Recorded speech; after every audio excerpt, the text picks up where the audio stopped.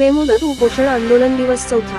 औंध 16 गावांना शेतीला पाणी मिळावे यासाठी गेली 12 वर्ष अहोरात्र तळमळीने झटणाऱ्या औंधच्या मातीतील सुपूत संघर्ष योद्धा श्री दत्ताभाऊ जगदाळे हे बाजार पटांगण हॉल औंध येथे उपोषणासाठी बसले असून औंध 16 गावांच्या उपसा सिंचन योजनेला शासनाने तात्काळ मूळ प्रशासकीय मान्यता देऊन निधी उपलब्ध करून द्यावा ही त्यांची मुख्य मागणी आहे. चौथा दिवस असूनही कोणत्याही शासकीय अधिकाऱ्याने अद्यापही दत्ताभाऊ जगदाळे यांच्याशी कोणतेही संपर्क साधला नाही.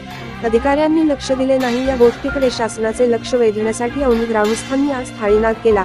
न्यूज मराठी लाईव्ह प्रतिनिधी श्री महेश यादव, औंध, सातारा.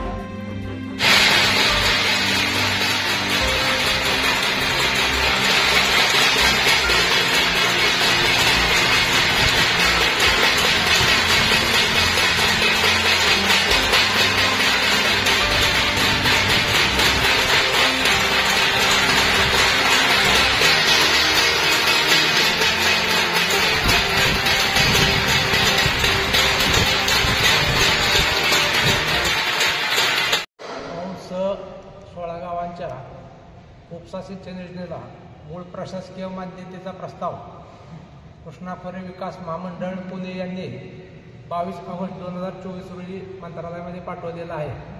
तथापि मंत्रालय स्तरावर नको त्या किड्या काढून वेळ काढूपणाचं धोरण अवलंबलं जात आहे. हे अतिशय चुकीचं आहे.